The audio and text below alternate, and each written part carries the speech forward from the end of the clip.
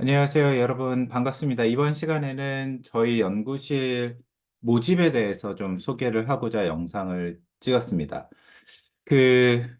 저희 연구실에 대학원생이나 학부연구생 모집에 대한 문의들이, 그래도 꽤 자주 있는 편이어가지고, 저희가 그냥 노션에 이렇게 공고문 같은 것들을 쓰는 거 말고 좀 영상을 찍어가지고 소개를 하면 좋겠다라고 생각을 해가지고 오늘 이야기를 나누려고 하고, 보통 한 이 시기쯤에 이제 학부연구생들을 보통 알아보기 시작하죠. 여러분도 이제 한 달 반 후면 대학원이 아니라 그 학부 이제 여름방학이 시작이 되기 때문에, 여름방학이 되면 이제 학부연구생을 하고 싶은 학생들, 아니면 뭐 학기 중이라도 하고 싶은 학생들, 뭐 이런 학생들 이제 지금부터 그 학부연구생 같은 것들을 좀 알아보기 시작하고, 그다음에 또 2학기 때 이제 대학원 입시를 알아보거나, 아니면 내년 1학기 때 대학원 입시 알아보는 학생들도 이제 학부연구생을 위해서 이제 많이 이제 이런 그런 기회들을 알아보고 있는데,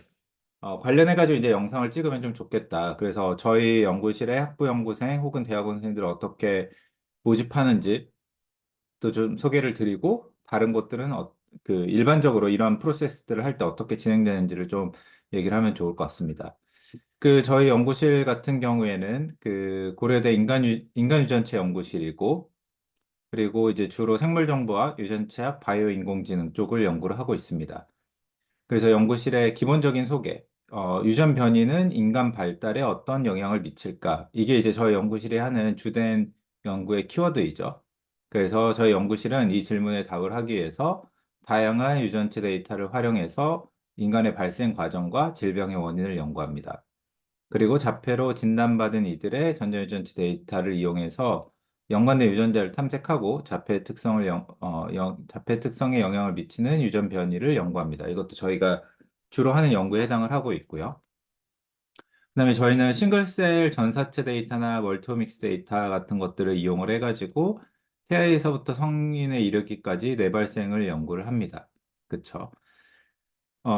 연구실의 이름은 앞서 말씀드린 대로 인간유전체 연구실, 레버러토리 오브 휴먼 지노믹스에 해당을 하게 되고, 저희는 지금 고려대학교 보건과학대학 의생명융합과학과라는 곳에 소속이 되어 있습니다. 학부는 바이오시스템 의과학부인데, 대학원은 이제 그 전공 학과의 이름, 명칭이 좀 다르기 때문에 의생명융합과학과에 있다고 여러분들 아시면 될 것 같고, 서울 캠퍼스 하나과학관에 위치를 하고 있습니다. 그래서 여러분들이 그 우리 생각할 수 있는 그 안암역, 그죠? 6호선 안암역에 내리면은 이제 저희 자연계 캠퍼스 쪽에 이 하나과학관이라는 곳에 있고요. 비동에 있고, 269호가 아닌데 269호로 여기 적혔네요. 제가 오타를 적은 것 같은데, 그, 또 오히려 괜찮을 수도 있어요. 왜냐면 이게 만약 정확한 주소를 적으면 약간 이쪽으로 약간 테러? 너무 헛된 상상인가? 어쨌든 저희는 269는 아니고 259에 있고요. 연구실 책임자는 지금 이 영상을 찍고 있는 저고, 그다음에 이제 여러분들 연락을 하실 때는 이 주소로 연락을 하시면 됩니다. 그래서 제가 웹 크롤링을 좀 방지하기 위해서 이렇게 적었고, 요 at은 뭐 골뱅이, 닷은 닷으로 바꿔가지고 여러분들 연락하시면 됩니다. 현재는 학생이 한 10명 정도 있고, 그다음에 저희 행정을 도와주시는 선생님 한 분이 계시고, 그다음에 뭐 여러 가지 연구 프로젝트를 통해서 현재 지원을 받고 있고, 홈페이지는 여기를 클릭을 하시면 저희 연구실 홈페이지에 가실 수 있습니다. 그래서 저희 연구실에 팀원들이 누가 있는지 또 보실 수 있고, 뭐 어떤 연구들이 주로 이루어지고 있는지도 이렇게 적어놨고, 그다음에 뭐 최근에 어떤 논문들이 있는지도 이렇게 적어놨고, 저희가 개발하고 있거나 개발 중인 코드들 같은 것들도 이런 식으로 이제 적어놨습니다. 그래서 여러분들 들어와서 보시면 되고요. 그다음에 이제 뭐 팀에 대해서 볼 때는 이렇게 클릭을 하면 각자의 프로필이 나옵니다. 그래서 뭐 저는 어떤 연구에 프로필이 있었는지, 그다음에 저희 학생들 이렇게 해가지고 지금 대학원생인 학생들인데, 그래서 뭐 어떤 논문을 썼고, 그다음에 어떤 연구를 하고 있다, 이런 것들 여러분들 리서치 스테이트먼트 같은 것들 볼 수 있습니다. 그리고 저희 학생들 또 이렇게 그 장학재단에서 지원받는 학생들은 또 이렇게 해가지고 이렇게 표시를 해놨으니까 여러분들 이렇게 보시면서 학생들 어떤 퀄리피케이션이 있고 어떻게 진행되고 있는지를 좀 보시면 좋을 것 같고, 그 다음에 졸업생들이 어디에 취직을 했고 어떻게 갔는지는 여기 알룸나이 여기 보시면 클릭을 하실 수 있죠. 그래서 여기 클릭을 하셔서 보시면 그 뭐 지금까지 졸업했던 학생들 어디로 진로를 선택했는지 여러분들 확인을 하실 수 있습니다. 올해도 이제 3명의 학생이 더 졸업을 할 것 같은데 이제 또 각자 좋은 곳을 선택을 할 것 같아가지고 나중에 또 그것도 업데이트 될 것 같고요. 그다음에 이제 저희는 기본적으로 그 EDI를 지향합니다. 그래서 Equity, Diversity, Inclusion. 그래서 그 일라이프에서 지지하고 있는 다양성이라든지 평등의 가치들을 지원하고자 이제 그런 저희들의 노력들도 여기다 적어놨습니다. 뭐 아직까지 그렇게 열심히 지키고 있는 것 같지는 않은데 솔직하게 그래도 이제 적으면 뭐 그런 거 있잖아요. 뭐 공부 열심히 해서 대학 가자 이렇게 얘기하는 것처럼 언젠가는 좀 잘 되지 않을까 모르겠습니다. 열심히 노력을 해야 되겠죠. 그리고 지원 방법에 대해서 조금 간략하게 소개를 드리면 연구실을 지원할 때는 대학원 학위과정 혹은 학부연구생 지원한 학생들은 지원 동기, 내가 왜 연구실에 오고 싶은지를 써서 보내주셔야 되고, 그 다음에 성적증명서를 보내주셔야 됩니다. 그죠? 성적증명서, 성적이 좋다 나쁘다가 결정적인 건 아닌데, 그 학생들이 어떤 과목을 이렇게 이수를 했고 이런 뭐 프로그래밍 과목을 이수를 했고 뭐 이런 것들을 좀 봅니다. 그래서 그 여러분들 성적 증명서를 꼭 첨부를 해주셨으면 좋겠고 그래서 이제 여기다가 보내주시면 되죠. 그 제가 이제 이메일을 되게 많이 받는 편인 것 같은데 이메일들 이렇게 보면 패턴들이 좀 있는 것 같아요. 일단 이렇게 기본적인 서류들을 좀 보내지 않은 학생들의 이메일을 보면 그 사실 어떻게 답장을 해야 될지 모르겠습니다. 그래서 답장을 잘 안 합니다. 왜냐하면 그 답장을 할 수 있는 어떤 내용들이 좀 없어가지고 네, 그래서 제가 뭘 읽고 이 사람이 어떤 사람인지를 알 수가 없으니까 그래서 이제 여러분들 꼭 이런 내용을 보내주시면 좋겠고 그다음에 이제 지원 동기가 있는데 이게 사실 어 되게 다양한 것 같아요. 그래서 가장 많이 학생들이 쓰는 게 뭐 예를 들면 뭐 어려서부터 우리 집은 가난했었고 이렇게 쓰는 학생들도 있어요.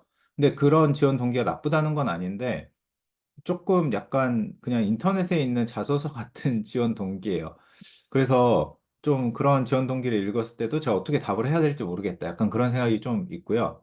그다음에 또 지원 동기 중에 되게 많은 경우들이 그런 게 있습니다. 아, 저는 이렇게 대학에 와서 이런 공부를 하다 보니까 생물정보학이 되게 유망하다는 걸 알았다.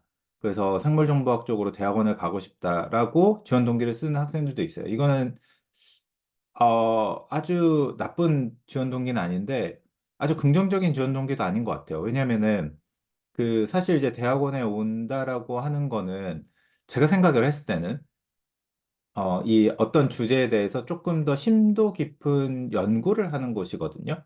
그러니까 연구에는 이제 교육도 당연히 들어가긴 하죠. 배움도 들어가긴 하는데 사실 대학을 입학하기 전에 아니 대학원에 입학하기 전에 기초 지식은 어느 정도 있어야 됩니다. 네. 그래서 그 분야를 바꿔가지고 오는 거는 괜찮다. 근데 분야를 바꿨으면 그 바꾼 분야, 가고 싶은 분야에 대해서 생물정보학에 대해서 어느 정도의 기본적인 그런 공부들은 좀 해야 된다. 라고 저는 생각을 합니다. 그래서 만약에 학생들이 지원 동기를 써서 보냈는데, 저는 이 분야를 하나도 모르고 처음부터 당신 연구실에서 배우고 싶다. 그러면 그 조금 어렵습니다. 네. 왜 어렵냐면 완전히 기초를 가르치는 건 사실 학부에서 해야 되는 일이고, 그다음에 만약에 기초가 없다라고 하면 요즘에 학부가 아니더라도 뭐 무크도 그렇고 코세라나 EDX 같이 이런 그 오픈 강의들이 되게 많거든요. 아니면 뭐 우리나라 그 코빅이라든지 제약협회라든지 이런 그 정부 기관에서들도 생물정보학 기본 강의들을 해줍니다. 그래서 온라인 무료 강의들을 여러분들이 듣고 어느 정도 기본적인 지식들을 배울 수가 있어요. 근데 이제 그런 기본적인 노력이 안 되면 이제 조금 어려운 거죠. 그래서 여러분들이 이제 그런 부분들도 조금 고민을 해보시면 좋겠다라고 저는 개인적으로 생각을 합니다.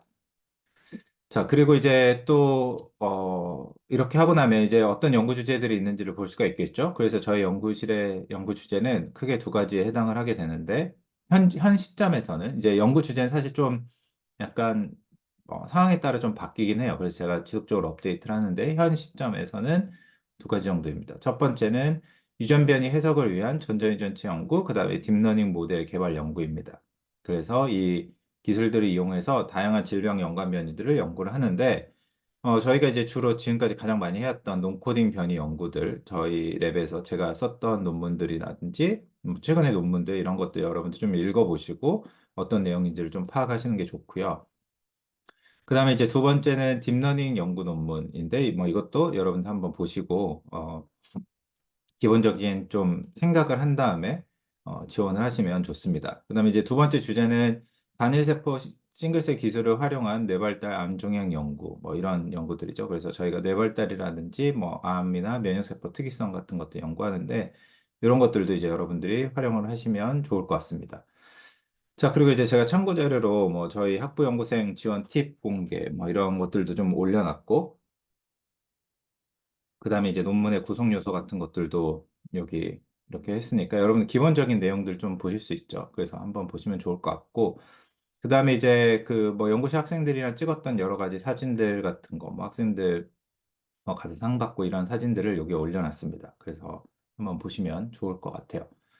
자, 그러면 이제 이런 식으로 받고, 그러면 실제로 연구실에 오게 되면 어떻게 우리가 연구 프로젝트 그 이제 학생들이 저 연구실에 컨택하고 나면 제가 이제 그 이메일 컨택을 보고 처음에는 떻게 보통 갔냐면 한번 이거를 볼까요? 저 같은 경우에는 보통 처음에 이메일 컨택이 오면 어떻게 하는가? 저는 일단 보낸 지원 동기와 성적 증명서를 보고 일단 판단을 합니다. 그래서 지원 동기 정말 우리 연구실의 주제가 어, 지원자, 지원자, 그죠? 지원 동기. 지원 동기에서 뭘 보냐? 지원자가 앞으로 하고 싶은 연구, 쓰고 싶은 논문이 정말 우리 연구실의 주제가 아니면 안 되는 것, 그죠? 연구실이 아니면 안 되는 주제. 그죠? 그러니까 예를 들면 뭐 지원자가 내가 자폐나 신경발달장애 유전학을 연구하고 싶어. 그러면 저 연구실이 굉장히 좋은 선택입니다. 왜냐하면 이 주제로 연구하는 팀들이 많지 않기 때문에 뭐 몇몇 잘하시는 또 팀들이 몇 분 계시지만 그래도 괜찮아요. 근데 만약에 예를 들어서 지원하는 학생이 예를 들어서 그러니까 아까 그 얘기부터 했죠. 신경발달장애 유전학. 그러면 이제 오케이. 그죠? 이거는 우리 연구실 아니면 안 된다. 근데 만약 예를 들어서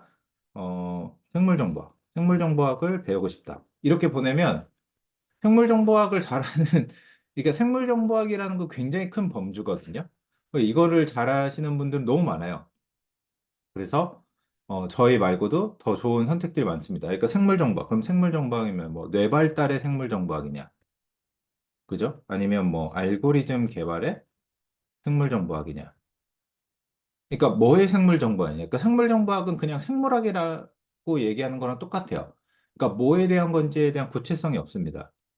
구체성이 있어야, 그죠? 있어야. 이게 되게 중요하다라고 저는 생각을 합니다. 그래서 지원 동기를 할 때는 해당 연구실에, 그러니까 저희 연구실이라고 할게요. 저희 연구실에 그간의 논문들을 꼭 읽고 오셔야 합니다. 그죠?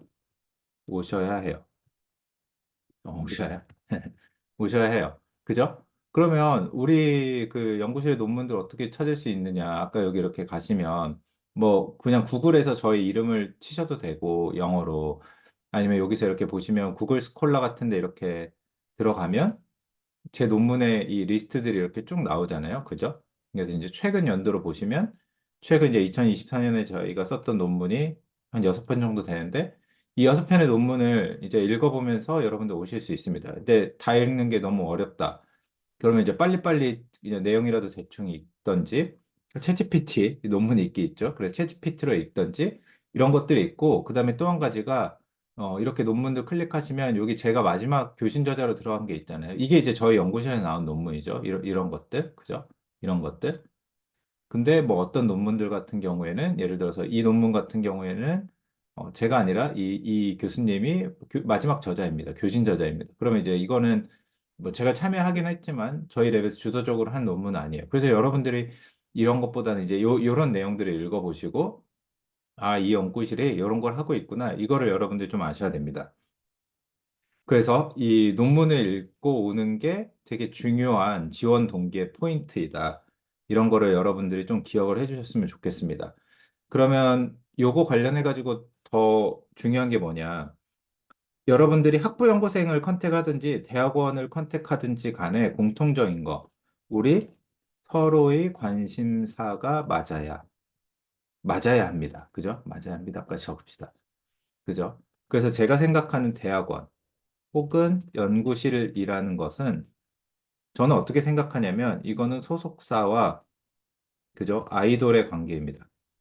소속사와 아이돌의 관계. 그래서 소속사는 뭐냐? 연구실. 그죠? 소속사, 그다음에 소속사 대표, 저 지도교수. 그다음에 아이돌 지망생. 그죠? 지망생이라고 해야 되겠네요. 지망생. 대학원 지원자와 같다. 저는 이렇게 생각을 합니다. 왜냐하면 여러분들이 그 아이돌 지망생이라고 하는 건 결국 아이돌이 되고 싶은 사람들이잖아요. 그죠? 여러분들이 어떤 연구자가 되고 싶어요. 그죠? 여러분들이 저희 연구실에 온다라고 하는 건 연구자가 되고 싶다. 연구자 혹은 과학자가 되고 싶다. 그죠? 과학자, 연구자. 그러면 어떤 연구자가 될 것이냐? 이게 되게 중요한데 여러분도 한번 생각을 해보세요. 만약에 저희 소속사가 우리가 힙합 레이블이야. 힙합 레이블이야. 그죠? 그러면 어떤 아이돌 지망생이 지원을 해야 되느냐? 힙합 가수가 되고 싶은 사람이 지망을 해야 됩니다. 그쵸? 이게 되게 중요한 질문인데. 근데 우리 소속사, 그러니까 우리 연구실은 힙합 레이블인데 여러분은 트로트 가수가 되고 싶어요. 근데 우리한테 그냥 가수 소속사니까 지원을 했다. 그러면 안 되는 거죠. 그죠? 왜냐면 우리는 힙합을 하는 곳이고 자기는 트로트를 하고 싶은 거니까. 그리고 또 이런 경우도 있습니다. 그냥 이 소속사가 연예인 소속사인 것 같아서 지원했다라고 생각할 수도 있어요. 그래서 여러분들이 이 소속사가 그러니까 어떤 곳인지를 알아야 되는 거랑 같은 것처럼 이 연구실이 뭘 하는 곳인지를 아는 게 정확히 중요합니다.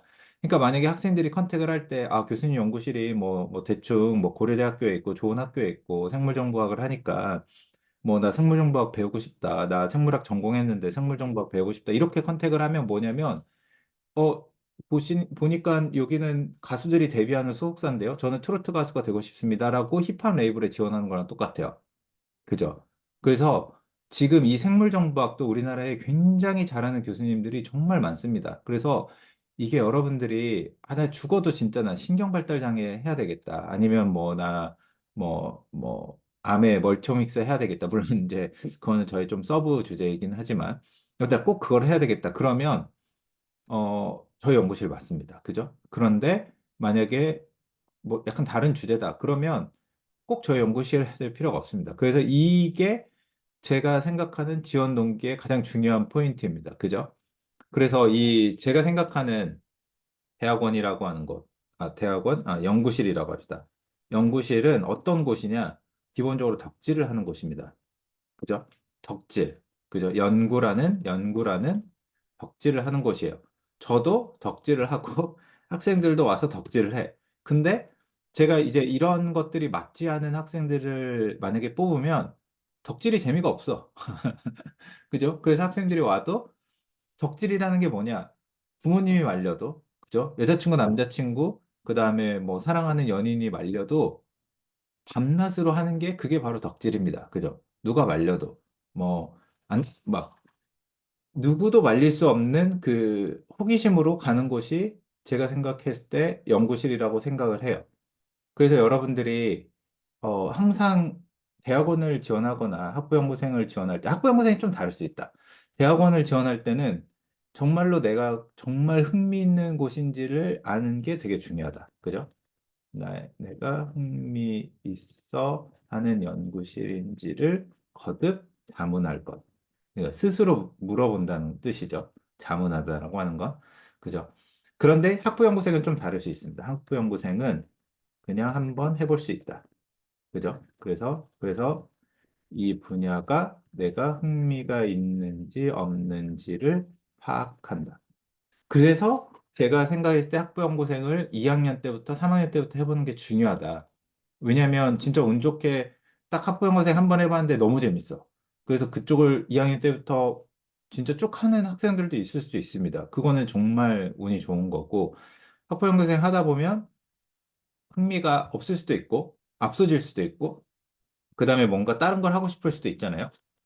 그래서 학부형고생은 그런 걸 좀 이렇게 바꿀 수 있습니다. 근데 대학원은 우리나라 현재 구조상은 한 번 입학을 하면 입학에 들어가는 비용도 있고, 또 여러 가지 행정적인 서류들이 있기 때문에 대학원을 물론 그만두고 다른 대학원으로 옮길 수도 있긴 하지만 좀 그러한 시간적으로나 에너지적인 손실이 좀 있습니다. 그래서 여러분들이 좀 이런 부분들을 일찍 파악을 하시면 좋을 것 같다. 그게 저희 좀 개인적인 생각이고, 물론 이 영상은 모두 그냥 개인적인 헛소리를 하기 위해서 쓴 겁니다. 그래서 저희 얘기가 도움이 되시는 분도 있겠지만, 뭐 또 다른 교수님들 다르게 생각하실 수도 있기 때문에 뭐 저의 생각이 딱 모두 맞다 이렇게만은 생각하지 않아 주셨으면 좋겠고요.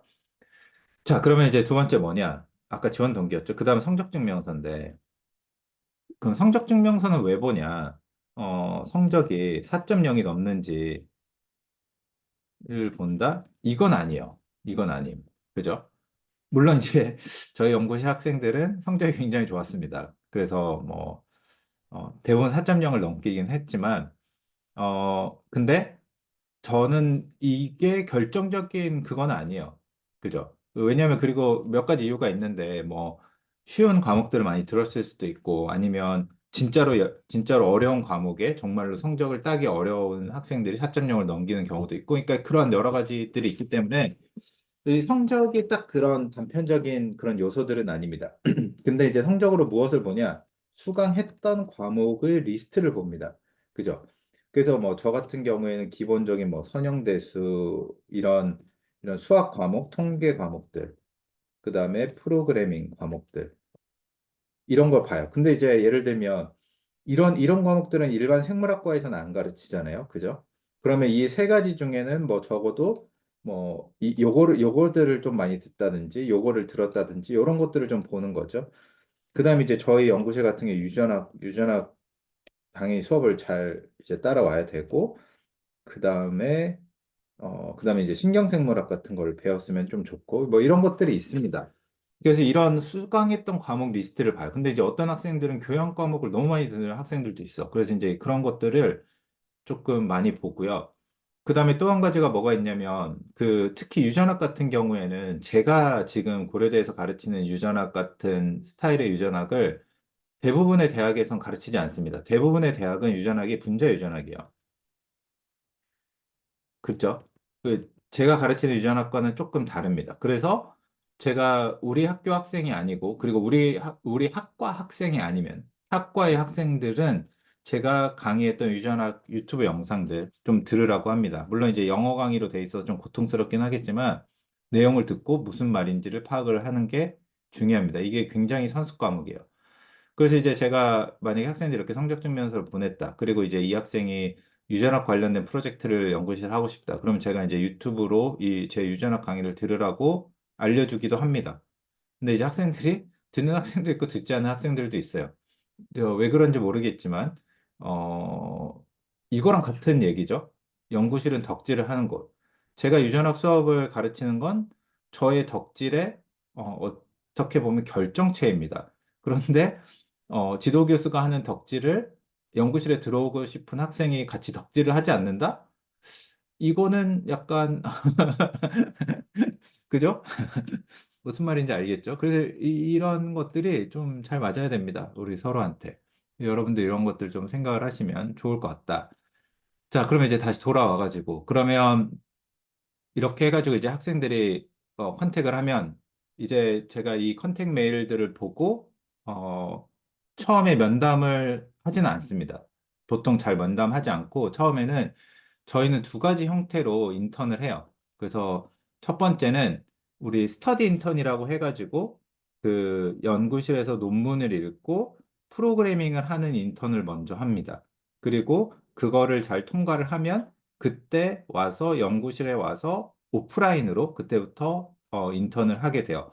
왜냐하면 이게 저의 개인적인 생각이긴 하고 저랑 이제 몇몇 뜻이 맞는 교수님들 이렇게 하시긴 하는데 스터디 인턴을 하는 이유가 뭐냐면 이 저희와 같이 생물정보학을 하는 연구실은 이 연구실에 와가지고 눈으로 보면서 할 만한 게 저는 별로 없다고 생각을 해요. 왜냐면 우리는 대부분 프로그래밍을 그냥 이 컴퓨터로 하는 거잖아요. 그리고 논문 읽고 우리가 뭔가 이런 실험 벤치에 앉아가지고 뭐 쥐를 이렇게 막 해부한다든지 뭐 세포를 키운다든지 이런 게 아니기 때문에 우리는 뭐 그냥 이렇게 컴퓨터로 하면 됩니다. 그래서 정말 속된 말로 어, 미국에 있는 학부생이 인턴을 할 수 있어요. 그 저랑 줌으로만 만나고 이렇게 해가지고 인턴을 할 수도 있고 그 다음에 저도 마찬가지로 지금 뭐 미국에 있는 동료들이나 영국에 있는 동료들과 그냥 뭐 마치 제가 옛날에 미국에서 연구를 같이 했던 것처럼 그냥 지금도 줌으로 만나면서 계속 연구를 합니다. 뭐 한 달에 한 번 만나든지 뭐 2주에 한 번 만나든지. 그래서 이 바이오인포메틱스 생물정보학이라는 거는 좀 제가 봤을 땐 경계가 별로 없는 것 같아요. 그래서 제가 처음에 학생들이 이렇게 컨택을 했을 때 지원 동기랑 성적 증명서를 보고 아, 이 학생이 기초가 부족한 것 같다. 그리고 뭔가 약간 이 오프라인 인턴을 할 만큼의 준비가 안 돼 있다라고 하면 저는 스터디 인턴을 어 일단 추천을 합니다. 그게 학생들한테도 좋아요. 왜냐면 오프라인 인턴으로 와가지고 막 부담감 있게 막 갑자기 프로젝트를 빨리빨리 배우는 것보다는 이런 게 사실 저는 더 적합하다고 생각하기 때문에 그런 식으로 운영을 하죠. 그래서 이제 그렇게 되면 저희 연구실에 이 노션이라는 곳에 이렇게 제가 초대를 합니다. 노션에도 초대를 하고, 그 다음에 저희 연구실에 그, 제가 지금 보여드릴게요. 음, 이 슬랙이라고 하는 곳에 이렇게 초대를 합니다. 그래서 스터디 인턴을 하게 되면 스터디 인턴에 참여하는 학생들은 노션이라고 하는 곳과 슬랙에 초대를 하는데 이곳에 초대를 해서 무엇을 하냐. 이렇게 그 스터디 인턴을 위한 슬랙은 여기 이제 처음 들어오는 학생들 이렇게 보이시죠? 그래서 이렇게 학생들 들어와가지고 뭐 네, 이렇게 스터디 인턴으로 참여하고 있다 이렇게 인사하고 그다음에 이제 이 학생들이 여기서 이제 질문을 합니다. 자기가 뭐 읽었던 논문이라든지 그런 내용들을 여기다 이렇게 질문을 해요. 그래서 이제 그 질문에 대해서 제가 뭐 이렇게 답변을 해주고 뭐 어떤 식으로 했으면 좋겠다. 뭐 이런 식으로 이제 답변을 해줍니다. 그래서 이 친구도 뭐 자기가 이렇게 읽고 코드를 봤는데 이런 것 같다. 해가지고 뭐 그런 내용들 이제 답변을 해주고 이제 이런 식의 액티비티를 하면서 몇 주 혹은 몇 달 동안 이제 배워가는 과정을 하게 되는 거죠. 그리고 이 슬랙을 통해서 제가 또 굉장히 많이 보는 부분 중에 하나는 학생들이 어떻게 질문하고 그리고 어떤 식으로 그런 디스커션들을 이끌어가는지를 많이 봅니다. 그 제가 언제 기회가 되면 이 슬랙에 대한 얘기를 조금 더 유튜브 영상에서 할 텐데 짧게 얘기를 하면 제가 이제 고려대학교에 와가지고 학생들 수업을 하고 슬랙도 많이 써가지고 수업들을 했었었는데 그런 거를 하면서 느끼는 게 지금 이제 여기 있는 학생들이 아니라 그 대부분 제가 학교에서 수업을 하다 보면 어떤 느낌을 많이 받냐면 슬랙을 써서 수업을 하면 학생들이 질문을 할 때 교수님 A는 뭐예요? 라고 질문을 많이 합니다. 근데 이런 질문이 나쁜 건 아니에요. 근데 이제 우리가 과학을 배우는 사람 입장에서는 이 질문이 조금 더 정교해지면 좋습니다. 교수님, A는 뭐예요? 라는 질문을 조금 넘어서서 교수님, A는 뭔지가 궁금한데 제가 A에 대해서 나름대로 찾아봤더니 A는 이런 결과를 바탕으로 이런 것 같습니다. 이렇게 해석을 하는 게 맞을까요? 라고 질문을 하는 거를 배워가는 게 좋습니다. 그래서 이 질문을 한다는 거는 단순하게 국어랑 영어를 쓴다라는 문제를 넘어서서 내가 이 주제에 대해서 어떤 식으로 정보를 찾을 수 있고 내가 어떤 식으로 스스로 생각을 만들어갈 수 있는지를 잡아가는 과정이라고 생각을 해요. 저는 그게 대학 교육에서 굉장히 중요하다라고 생각을 하는데 우리 대학 수업들이 질문도 없고 그다음에 저희 고려대학교 같은 경우에는 뭐 예를 들면 한국 학생이 굉장히 많은데 95% 이상인데 영어로 강의를 해야 되기 때문에 학생들이 다 그 대꿀벙이 됩니다. 다 아무도 꿀먹은 벙어리가 돼가지고 말을 못해요. 질문을 할 수가 없어. 영어로만 수업을 해야 되니까. 그래서 물론 이제 학교 입장에서는 영어로 디스커션 하라고 뭐 이렇게 하는 거겠지만 평생을 국어를 모국어로 썼던 사람이 어떻게 갑자기 영어로 사고를 하겠어요? 이거는 좀 이상한 일이죠. 그래서 이런 그 질문을 할 수 있는 어떤 토대들이 제가 봤을 때 마련되지 않았습니다. 그래서 제가 학부 수업 때 예전에 슬랙을 써가지고 이런 질의응답 하는 것들을 좀 이렇게 하는 방법들을 배우는 걸 시도를 했는데, 그래서 이제 지금 스터디 인턴을 할 때도 뭐 우리 학교 학생들도 있고 타 학교의 학생들도 있기 때문에 이 학생들 이제 스터디 인턴 하면서 어떤 식으로 질문하고 어떤 식으로 그 질문에 대한 답을 찾아가는지를 제가 그걸 계속 이밸류에이션을 합니다. 그리고 그게 이걸 하는 동안 놀랍게 좋아지는 학생들이 있어요. 이런 학생들은 지도를 하면 지도한 거에 대한 이 배움들이 빠른 학생들이에요. 이게 이제 그 사실 지도 교수가 보는 되게 좋은 점이라고 저는 생각을 하고, 근데 이제 이렇게 했는데도 막 몇 주, 몇 달이 지났는데도 A는 뭐예요? B는 뭐예요?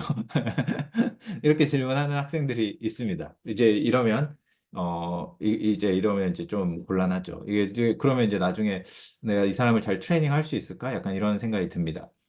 그다음에 이제 두 번째는 저희가 이 스터디 인턴 할 때 슬랙 말고 이 노션이라는 곳에 초대를 합니다. 그래서 이제 여기다가 제가 학생들 이렇게 초대를 해가지고 이렇게 오게 되고 이 스터디 인턴 안에 이렇게 오게 되는데 이 노션은 뭐 여러분들 많이 써보신 분도 있겠지만 이게 노트 같은 거예요. 그래서 여기서 보시면 이 스터디 인턴 참여했던 학생들, 그죠? 이제 이게 2022년에 참여했던 최승환 학생인데, 저희 학부 학생이고, 여기 보면 자기가 스터디 인턴 기간 동안에 한 두 달이었나? 한 두 달 정도 시간 동안에 자기가 했던 것들을 여기다 이렇게 정리했습니다. 그래서 자기가 무슨 연구를 했고, 그 다음에 어떤 논문들을 읽었는지, 그래서 논문 읽은 것들 여기다 이렇게 해가지고 들어가서 뭐 이렇게 하는 그런 것들을 이제 여기다 다 적어놨습니다. 그리고 자기가 했던 것들. 근데 이제 이게 되게 좋은 게 이렇게 학생들이 정리를 하면 제가 학생들 정리했던 이 노트북들을 되게 자주 이렇게 봅니다.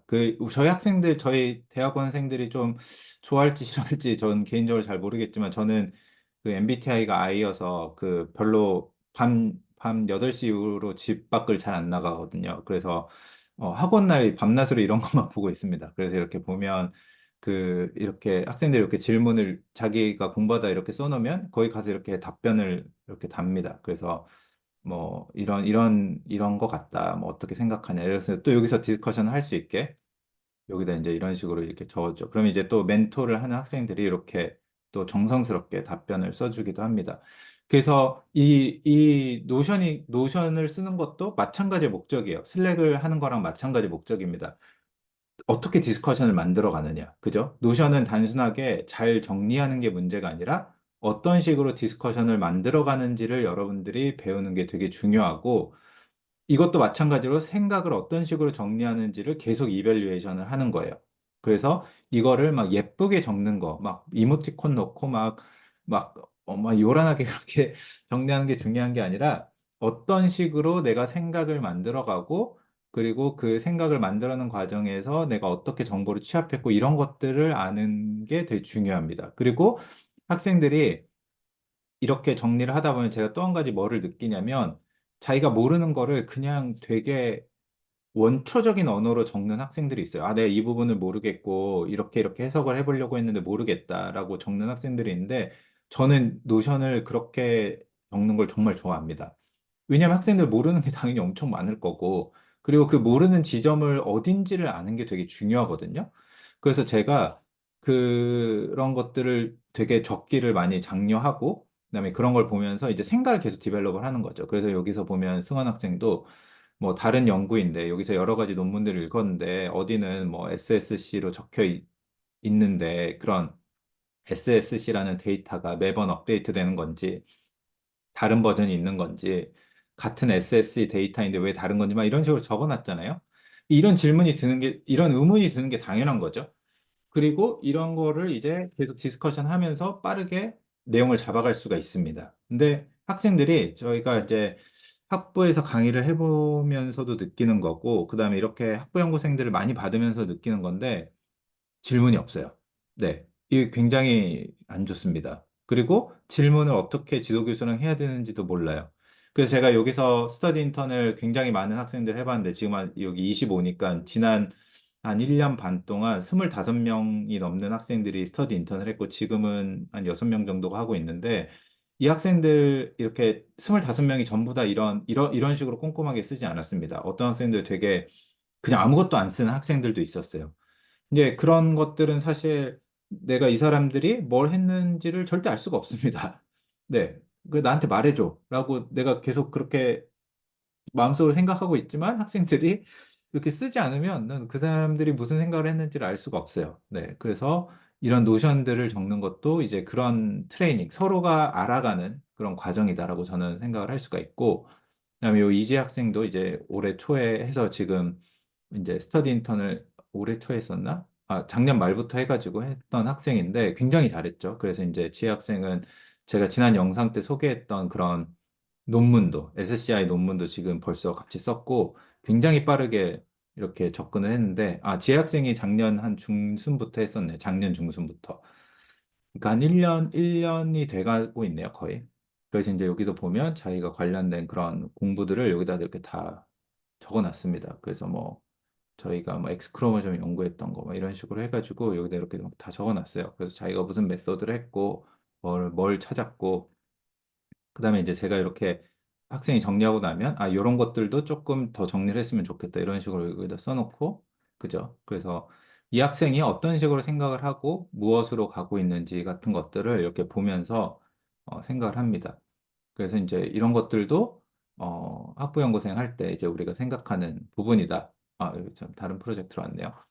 자, 그다음에 이제 저 같은 경우에는 저는 개인적으로 이 기록이나 그 디스커션의 정리를 굉장히 좋아합니다. 그래서 뭐 예를 들면 저희가 하고 있는 여러 가지 프로젝트를 이렇게 노션으로 이렇게 적어놨는데 그래서 제가 언제 또 기회가 되면 노션에 대한 비디오를 한번 그 영상을 찍어 보겠습니다. 그래서 이런 식으로 이제 뭐 이런 프로젝트를 한다. 그러면 논문 준비하는 과정도 여기 적고 참고자를 적고 각각에 들어가는 연구 주제별로 이 내용들을 이렇게 적죠. 그래서 이제 뭐 여기 안에 있는 뭐 내용들이 어떤 내용이 있냐. 그래서 여성 폐암을 연구한다. 그러면 이제 이런 분석했던 랩노트 같은 것들을 전부 다 여기다 적어 놓습니다.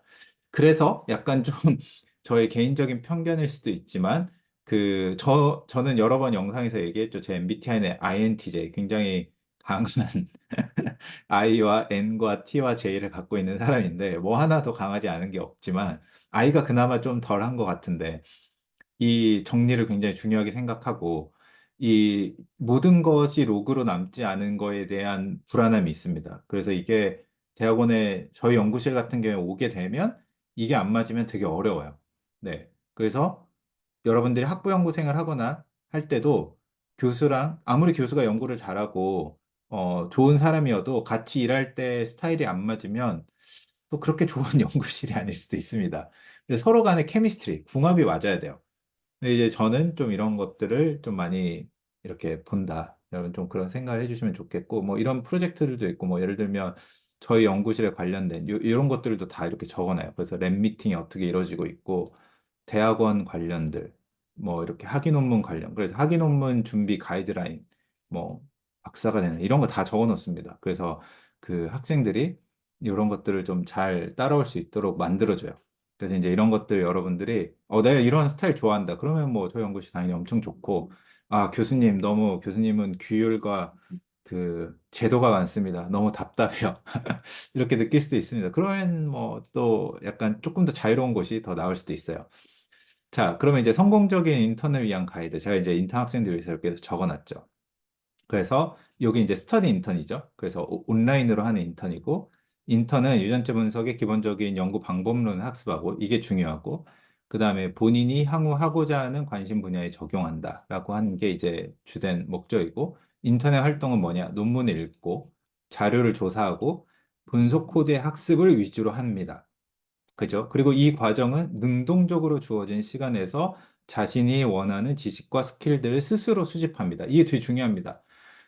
제가 온라인 인턴으로 지원하는 학생들은 거의 80% 이상은 다 온라인 인턴을 받아줘요. 그런데 이 학생들이 정말 스스로 능동적으로 자신이 특정 시간 안에 주어진 그런 지식들과 스킬을 스스로 수집하는가? 이건 자기에게 달려 있는 거죠. 그죠? 그래서 뭐라도 하나 더 배우려는 학생들은 저희 연구실에 정말 많습니다. 저는 언제든 일주일 내내 24시간 내내 질문을 받아줄 수 있는 준비가 되어 있습니다. 그런데 이렇게 능동적으로 그 지식을 습득하려고 하지 않으면 아무것도 못 배워갈 수도 있고, 정말 계속 질문하고 계속 물어보는 학생들은 정말 많이 배워갈 수 있습니다. 그래서 그런 것들이 좀 다르다. 자, 그러면 이제 대학원 진학 희망자들에서 인턴 과정의 목표를 한번 읽어보시면, 학생들이 대부분 그 대학원 지원할 때 그렇게 물어봐요. 교수님, 대학원 티오가 있냐고 물어봐요. 저희는 카이스트나 과기원이 아니기 때문에 티오가 언제나 있습니다. 네. 티오가 언제나 있지만 그 말인즉슨 언제나 학생을 뽑는다는 의미는 아니에요. 그죠? 그래서 우리는 인턴 과정에서 우수한 평가를 받는 학생들을 위주로 이제 먼저 대학원 지원을 했으면 좋겠다라고 하는 티오를 제공을 합니다. 그래서 인턴이 두 단계로 이루어지는데, 앞서서 말씀드린 대로 온라인 인턴을 먼저 하고, 그래서 30일을 제가 학생들한테 주고, 그 다음에 이 주어진 이 30일 동안 제가 특정 조그만한 데이터셋을 하나 줍니다. 그래서 그 데이터를 분석을 하고, 그 다음에 논문 작성을 짧게 해가지고 그 결과를 가지고 30일 후에 평가를 합니다. 그래서 이 과정을 통과한 학생한테 오프라인 인턴 기회를 제공을 합니다. 그래서 제가 이걸 평가할 때는 이 학생이 어떤 식으로 코드를 짜서 분석을 전개했는지, 논리적으로 전개했는지를 보고, 그다음에 그런 발견들을 논리적으로 잘 영어로 작성했는지에 대한 라이팅에 대한 기본적인 평가를 합니다. 이게 요즘에는 챗GPT 같은 것들이 많이 나왔기 때문에 여러분들이 코드를 배우거나 라이팅을 할 때 그런 그 배리어, 그러니까 장벽들이 엄청 낮아졌어요. 그래서 그런 것들을 적극적으로 활용을 해가지고 짧은 시간 안에 내가 원하는 글을 만들어 올 수 있다라는 거를 굉장히 제가 중요하게 평가를 합니다. 그리고 제가 이 과정에서 학생들한테 주는 데이터가 있잖아요. 이 데이터는 제가 실제로 지금 학부 2학년 학생들한테 그 주는 그런 과제에서 정도의 수준의 그런 분석에 해당을 하게 됩니다. 그래서 만약에 스터디 인턴을 할 때 이런 자료들이 너무 생소하고 어렵다? 그러면 여러분들 좀 기초적인 공부를 더 하셔야 돼요. 그러면 스터디 인턴을 더 길게 하든지, 아니면 그런 제가 아까 말씀드렸던 그 온라인 강의들, 공개 강의들 있잖아요. 무료로 들을 수 있는 거. 그런 것들을 들으면서 여러분들이 코딩이나 기본적인 실습을 더 배우셔야 됩니다. 이런 거를 대학원에 와가지고 이 학부 수준의 이런 분석을 배우기 시작한다? 그럼 대학원 졸업할 수가 없습니다. 네, 그래서 여러분들이 이런 것들을 좀 기억을 하시면 좋겠고, 그리고 온라인 인턴은 제가 말씀드린 것처럼 대부분 학생들한테 제공을 합니다. 그런데 이 과정을 수행하는 게 대학원 티오를 받는다는 뜻이 절대 아닙니다. 그래서 이 중에 제가 생각을 해보면 뭐 1년에 아까 봤던 것처럼 막 20명 넘게 학생들이 온라인 인턴을 하는데 그 중에 한 2명, 1명, 2명 정도 입학을 하는 것 같아요. 그래서 여러분들 이런 것 좀 생각하시면 좋겠고, 그럼 이제 이렇게 하고 나면 오프라인 인턴을 들어와가지고 그때부터 이제 뭘 하냐? 내가 대학원 동안에 어떤 연구 주제를 하고 싶은지를 여러분들 고민을 합니다. 그래서 이 과정에서는 저랑 미팅을 할 수도 있고 연구실에 있는 학생들, 연구원들과 계속적으로 교류하면서 디스커션 할 수 있어요. 그래서 내가 무슨 연구 주제가 재밌는지를 이것도 스스로 생각을 하는 겁니다. 제가 물론 학생한테 학생 대학원에 오면 이런 주제로 연구를 하세요라고 얘기를 할 수 있어요. 근데 그렇게 제가 하면 지금까지 그렇게 했던 학생들 별로 성공적이지 못했습니다. 다시 돌이켜서 생각을 해보면 대학원에 온다라고 하는 건 자기만의 앨범을 만든다는 거랑 똑같아요. 자기만의 노래를 만든다는 거랑 똑같아요. 자기가 진짜로 재밌어서 하고 싶은 게 없으면 대학원에 오면 안 됩니다. 네, 이거는 진짜로 진심이고, 그냥 가방끈을 길게 해서 대학원을 온다? 사실 대학원으로 오겠다라고 생각을 할 때 가장 좋은 선택지는 뭐냐면 대학원을 오지 않는 것입니다. 네. 그런데 그런 질문 앞에서도 내가 정말 대학원에 가서 내가 이 주제는 공부하고 싶다. 그런 사람들 대학원에 오는 게 좋죠. 그런데 이 주제, 내가 진짜 하고 싶은 거는 자기 스스로 찾으셔야 됩니다. 그래서 오프라인 인턴 과정은 이런 것들을 조금 더 적극적으로 할 수 있는 기간이다. 그 다음에 어떤 내용으로 학위 졸업 논문을 작성하고 싶은가.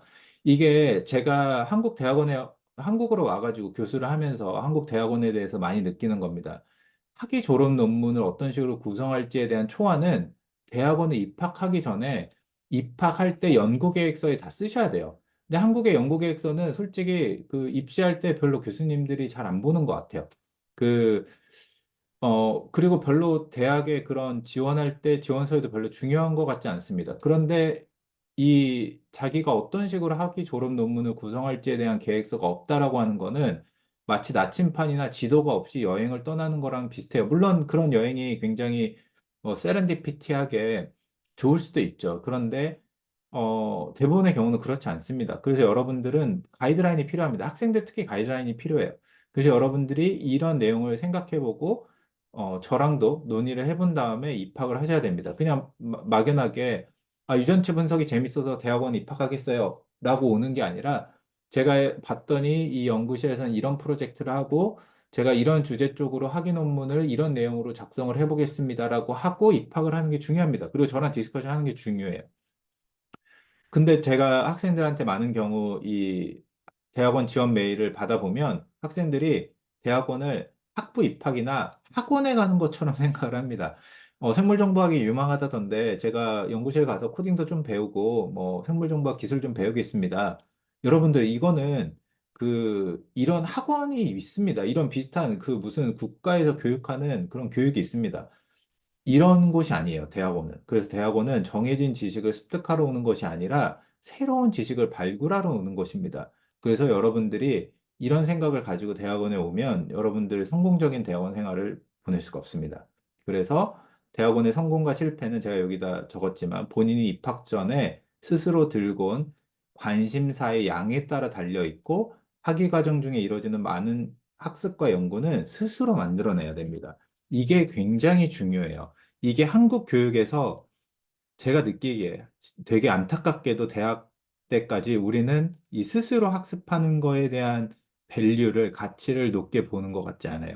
그래서, 그 상태로 대학원에 오는 경우들도 굉장히 많습니다. 그래서 저는 이런 경우들을 조금, 저희 연구실에 맞지 않다. 뭐 어떤 연구실은 그냥 진짜 제가 너무 싫어하는 농담이지만 손발만 달려 있으면 뭐 대학원생으로 뽑는다 이런 연구실도 있어요. 저는 그건 되게 비하적인 발언이라고 생각하고 되게 잘못된 발언이라고 생각하는데 그렇게 말씀하신 교수님들도 저는 있는 것 같아요. 근데 그런 곳은 대학원이 아닙니다. 그래서 여러분들이 그렇게 생각을 하시면 안 되고 그래서 여러분들이 이 오프라인 인턴을 하는 과정에서는 관심사를 명확히 하는 거. 내가 진짜 뭘 하고 싶고, 어떤 연구를 하고 싶고, 이런 것들을 여러분들이 파악을 하셔야 됩니다. 그다음에 이 마지막 질문인데, 이 자기 스스로 뭘 질문해야 되냐? 이 연구실, 그러니까 우리 연구실 어떤 프로젝트가 자신의 질문과 일치하는지를 이해하셔야 돼요. 그죠? 이렇게 온라인 인턴을 할 때는 아, 내가 이런 게 재밌어. 이런 정도까지 찾았다고 하면 오프라인 인턴을 하는 과정에서는 이 연구실이 이런 프로젝트를 하는데 그 프로젝트랑 자신의 질문, 자신의 관심사가 일치하는지를 확인하셔야 됩니다. 왜냐하면 이게 안타깝게도 한국의 대학원의 시스템은 어떻게 되어 있냐면요. 우리는 대부분 연구비 지원을 정부에서 받고 있습니다. 그죠? 그러니까 이게 무슨 얘기냐? 이게 대부분 학생들이 잘 모르는 얘기인데 미국이나 유럽 같은 경우에는 미국은 다 그렇진 않고 유럽은 좀 더 그런 편인 것 같은데 물론 제가 있었던 호주는 완전히 그랬고 뭐냐면 그 어떤 학생이 학부생이 대학원에 입학할 때 장학금을 신청합니다. 그 장학금이 일종의 펠로우십이라고 해가지고 만약에 예를 들면 제가 호주에서 대학 박사를 지원할 때 나는 이 연구실에서 호주인들의 자폐 가족, 호주 자폐 가족의 유전치 연구를 하고 싶다라고 저는 썼었어요. 그러면 제가 거기에 대해서 1년에 3천만 원, 그 다음에 3천만 원 생활비, 그 다음에 4천만 원 학비를 지원받았습니다. 1년에 7천만 원을 제가 받았어요. 그 호주 정부에서. 이, 이 돈을 가지고 제가 연구실을 선택을 합니다. 연구실을 들어가는 거예요. 그러니까 제 연구비를 가지고, 제 생활비를 가지고, 제 장학금을 가지고 제가 연구실을 들어가게 되는 거죠. 저의 연구에 대해서 지도해주는 지도 교수님이 있습니다. 근데 우리나라는 이런 시스템이 없어요. 이렇게 비슷하게 만들려고 했던 몇 가지 연구재단의 그런 장려금들이 있지만 여전히 이런 시스템이 아니에요. 우리는 뭐냐면 일단 연구실에 입학을 해. 대학원에 입학을 해. 입학을 하고 나면 그 교수님이 하고 있는 연구비, 과제를 통해서 여러분들이 인건비도 받고 그다음에 학비도 받는 형태로 이렇게 대학원이 운영이 됩니다. 그죠? 정부에서 전체 관리하는 이런 펠로십이 아니에요. 그래서 여러분들이 이렇게 한국에서 대학원을 갈 때는 그, 그 연구실이 하고 있는 연구 프로젝트랑, 그 다음에 여러분들이 하고 싶은 그 질문이랑이 일치가 돼야 됩니다. 안 그러면 이 대학원 과정이 좀 힘듭니다. 그러니까 예를 들면 저희 연구실이 예를 들어서 한국인들의 뭐 자폐 가족에 대한 유전체 연구라는 거를 정부 연구비를 통해서 지원을 받고 있어요. 뭐 예를 들면 한 3년 동안 예를 들어서 그러면 3년 동안은 이제 그 연구비를 받으면서 연구를 하기 때문에 저희가 그 연구비에서 학생들의 월급, 그러니까 인건비도 주고, 그리고 뭐 학비도 주고, 이런 식으로 이제 지원을 해주겠죠. 근데 학생이, 자폐 유전치 연구에 관심이 있으면 당연히 저 연구실 너무 좋은데, 예를 들어서 학생이 무슨 뭐 암 연구에 관심이 있어. 그러면 사실 인건비랑 그다음 학비를 받을 수가 없겠죠. 그러니까 이제 이런 부분들을 여러분들이 좀 확인을 하셔야 됩니다. 이런 것들을 이제 오픈해서 하는 교수님들이 있고 오픈해서 말해주시지 않는 분들도 있을 것 같은데 뭐 저는 다 말해줍니다. 그래서 이제 이런 얘기들을 이제 오프라인 인턴을 하면서 서로 하고 그 관심사를 일치시키는 게 굉장히 중요하다. 그래서 이런 인턴 과정이 제가 되게 온라인 인턴, 뭐 오프라인 인턴 해가지고 되게 복잡하게 적어놨는데 이거를 이제 영상을 듣는 학생들 중에 그렇게 생각할 수도 있습니다.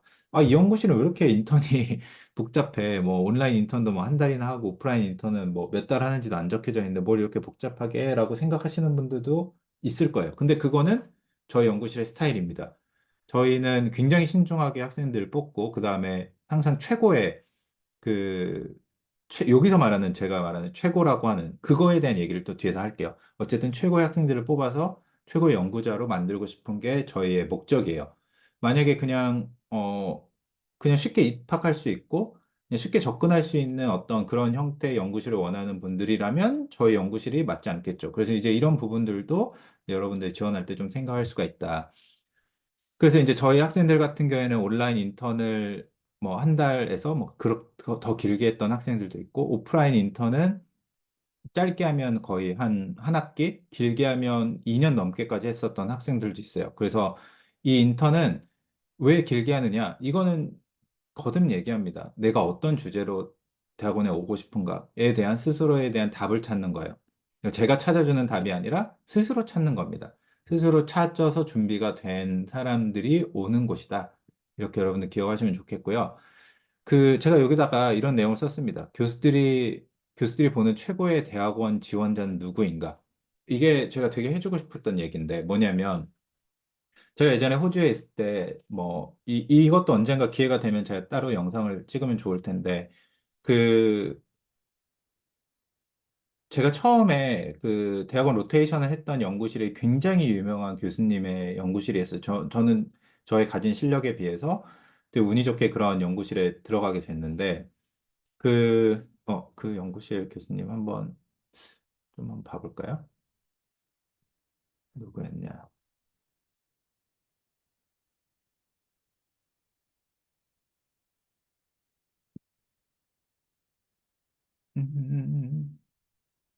네, 호주에 있는 이분의 이름이 존 마틱이라는 교수님이었습니다.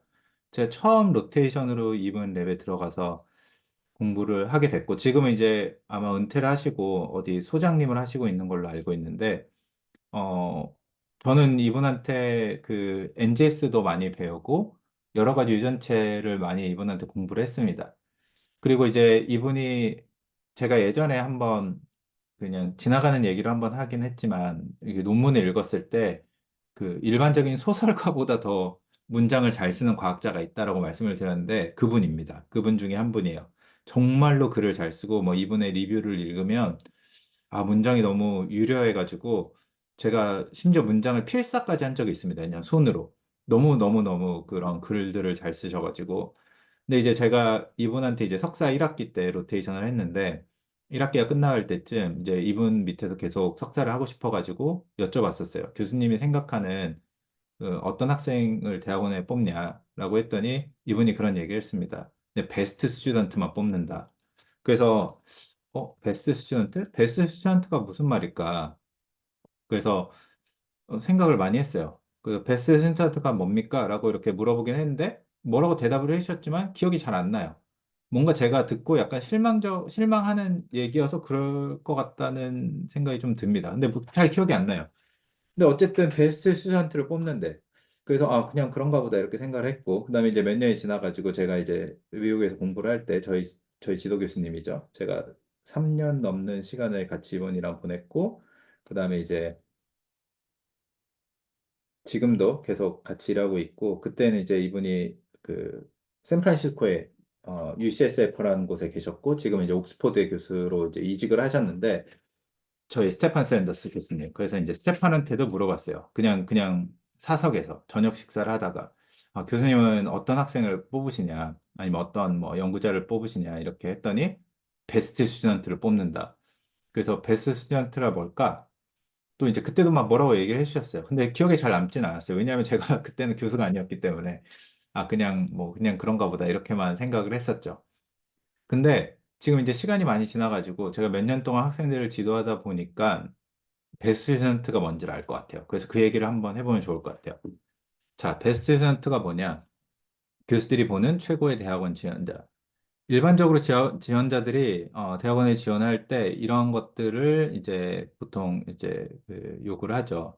학부 성적이나 관심사를 통해서 지원자를 파악할 수 있습니다. 근데 이 모든 것을 상회하는 가장 강력한 것은 본인이 갖고 있는 본인이 갖는 연구에 대한 질문입니다. 그쵸? 내가 뭐를 연구하고 싶고 내가 뭐에 관심이 있는지를 정확하게 아는 것이 제가 생각했을 때 최고의 대학원의 지원자입니다. 그죠? 그래서 제가 받았을 때 가장 좋았던 이메일은 뭐냐면 교수님이 하는 연구에 대해서 저는 이런 논문을 쓰고 싶다라고 직접적으로, 그러니까 이런 식의 뉘앙스로 본인을 얘기했던 메일이 가장 좋은 메일이었어요. 그런데 제가 진짜 많은 학생들한테 거의 매주 한 두 통 정도의 그 대학원 진학 문의 메일을 받고 심지어 전화로도 받습니다. 뭐 예를 들면 이렇게 전화한 학생도 있었어요. 거기 무슨 연구실이죠? 대학원 튀어 있나요? 그러니까 무슨 여기가 중국집이 아닌데 저 오늘 점심 예약되나요? 4명 예약되나요? 약간 이런 거랑 똑같아요. 진짜 관등 성명도 얘기 안 하고 거기 무슨 연구실이죠? 대학원 자리 있나요? 이렇게 물어본 학생들도 있었어요. 그런데 이렇게 하는 메일은 별로 매력적이지 않습니다. 그래서 학생들이 대부분 이렇게 해요. 학부 공부를 하다 보니까 이 분야에 스스로 부족함을 느끼고 더 배우고자 지원을 합니다. 그죠? 그러면 저는 이런 메일, 진짜 이런 메일이 정말 제일 많은데 이런 메일을 받으면 제가 어떤 생각이 드냐면 이거는 그 국가교육을 받으시는 게 더 좋다. 처음엔 이렇게 답장을 했습니다. 근데 지금은 이제 답장할 힘이 없어가지고 답장을 잘 못해요. 그죠? 그래서 또 어떤 학생이 이렇게 해요. 학부 공부를 하다 보니 이 분야에 관심이 생겨서 지원을 합니다. 이렇게도 합니다. 이것도 별로 좋은 질문이 아닌 것 같아요. 제가 왜냐면 정말 많은 지원자들 이렇게 바이오인포매틱스 기초가 부족해서 오는 곳이 아니다. 그래서 본인의 연구 관심사가 뭔지를 구체화해가지고 지원을 하는 학생들이 되게 중요합니다. 근데 학부 과정을 다니면 이런 걸 구체화하기가 어렵습니다. 그런데 하는 학생들이 있어요. 진짜 있습니다. 그러니까 특히 유학 관련 학생들은 제가 유학 관련 학생들이 그 학생들 중에 가장 탑 퀄리티를 갖고 있다라고 말하고 싶지는 않습니다. 왜냐하면 제가 이 영상을 듣는 모든 사람들은 다 잠재성이 있다라고 저는 생각을 하는데 요즘 학생들은 그냥 뭐 내가 서울대를 못 다니면 실패자 같고 약간 이렇게 생각하는 게 있어서 저는 그런 뉘앙스로 얘기하고 싶지는 않고 제가 얘기하고 싶은 건 뭐냐면 뭐 유학을 가려는 학생들이나 내 연구 관심사를 구체화하려는 학생들의 특징을 보면 노력을 정말 많이 합니다. 어떤 노력을 하냐면 내가 뭐에 관심 있지라고 생각하면서 학교에서 하는 세미나도 들으러 다니고 그다음에 과학 동아리도 다니고 여러 가지 논문들도 읽어보고 내가 뭐에 흥미가 있을까라고 하는 거에 자신을 계속 노출시킵니다. 근데 이 노출시키는 작업을 안 해요. 그러다 보니까 고민이나 확신이나 몰입이 없게 되는 거죠. 그래서 여러분들이 이런 것들을 좀 스스로 만들어서 자신의 연구 관심사를 구체화하는 게 필요하다. 그래서 제가 대학원이나 학부를 다닐 때는 별로 제도가 없었지만 요즘은 그 제도들이 굉장히 많아졌습니다. 특히 뭐 카이스트나 뭐 여러 가지 이스트, 과기원들을 중심으로 이제 인건비 제도도 생기고 학부 연구생 그런 제도 같은 것도 생겨서 여러분들이 공부할 수 있는 기회들도 굉장히 많아지고 굉장히 좋은 지원들이 많아졌어요. 그래서 여러분들이 찾아보면 정말로 정말로 좋은 기회들이 많습니다. 그래서 여러분들 제가 앞서 말씀드린 것처럼 대학원에 오는 가장 최고의 학생은 누구냐? 본인 연구를 본인 스스로 이제 완성시키는 대학원에서 자기 스스로 할 수 있는 자기의 질문을 갖고 있는 사람들. 그죠? 그래서 이 질문을 만들어 보고 그리고 이 질문에 대해서 자신이 스스로 이제 진짜 자신의 질문에 도취된 사람들. 그죠? 이런 사람들이 제가 생각했을 때 교수들이 보는 최고의 지원자다. 그죠? 그래서 제가 이 마지막 문단에 그런 내용을 썼는데 마지막으로 거듭 강조하는 바는 대학원은 본인의 연구를 본인 스스로 처음부터 끝까지 완성해 보는 시간이다. 교수가 연구를 대신해 주는 게 아닙니다. 그죠? 그리고 교수의 연구를 조금 빌려서 하지만 그 연구를 본인이 완성하는 것입니다. 그죠? 이 과정은 정말로 외롭고 고독하고 지루합니다. 그리고 매우 힘들어요. 진짜 힘들어요. 그죠? 그런데 이 시간을 관통할 수 있는 유일한 친구는 본인 자신입니다. 그리고 본인이 만든 질문입니다. 이거를 보고 이거 하나에 의존해서 이 나침판을 들고 여러분들이 이 과정을 지나는 겁니다. 그래서 여러분들이 여러분들 질문에 도취되어야 돼요. 그래야지 이 시간이 어떻게 지나가는지도 모르고 모르고 이 질문으로 여러분들이 이 대학원 학위를 마칠 수 있는 거죠. 질문이 없이 들어온 학생들은 방황하게 됩니다. 이게 좀 저도 안타까워요. 왜냐하면 물론 이 질문과 이런 것들을 같이 개발해주는 지도 교수가 그런 일을 못 해주는 것도 문제이긴 하죠. 그런데 본질적으로는 자기의 질문이 없으면 학생들이 크게 방황합니다. 그래서 여러분들이 이런 부분들을 조금 고민을 해가지고 하시면 좋을 것 같고, 그 다음에 대학원 이후에 올 여러 가지 연구자의 커리어에서도 이 질문은 마찬가지입니다. 그래서 제가 여기 마지막 문장에 써놨죠. 질문이라고 하는 건 연구자에게 최고의 자산입니다. 그리고 이 자산이 처음 대학원에 올 때 학생이 얼마만큼 쥐어지고 오느냐에 따라 이 여러분들의 질문을 얼마만큼 더 키울 수 있는지가 달라집니다. 모든 교수님들, 아마 이거는 저의 개인적인 견해가 아니라 모든 교수님들한테 똑같을 거예요. 학점이 2.3, 뭐 엄청 낮더라도, 그리고 엄청 우리가 소위 말해서 좋은 대학을 나오지 않은 사람이라고 하더라도 이 질문을 어떻게 들고 오는지 정말 작더라도 그 작은 거 하나라도 자기 스스로 이렇게 온전히 들고 올 수 있는 사람이다라고 하면 저는 그 사람은 대학원에 와서 꼭 성공할 수 있는 사람이라고 생각을 해요. 그래서 여러분들이 그 학부연구생을 지원할 때나 아니면 그 대학원을 지원할 때 꼭 이 부분을 생각을 하시면 좋을 것 같다. 네, 그게 이제 제가 오늘 이 시간대 하고 싶었던 마지막 가장 중요한 얘기였습니다. 네, 여러분들 그 저희 연구실 이제 그 학부 연구생 모집에 대해서 한번 알아봤고 관심 있는 학생들은 요거를 바탕으로 해가지고 지원을 해주시면 감사하겠습니다. 네, 다음 영상에서 또 보도록 하죠.